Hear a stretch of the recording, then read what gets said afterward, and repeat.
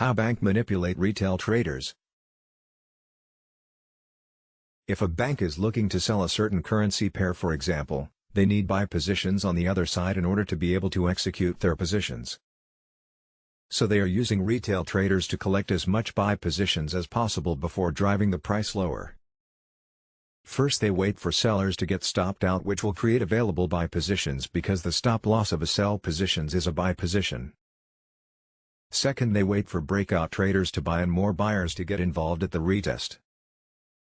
And finally, they will have enough sell positions that will make them satisfied to drive the price lower. Remember, every move in the market is based on the pain of the 95% of retail traders who are getting stopped out. Think outside the box, see where the retail traders are getting stopped out to be able to trade with the banks. A down/bearish move needs as much as buy positions as possible in order to happen. And an upside/bullish move needs as much as sell positions as possible in order to happen.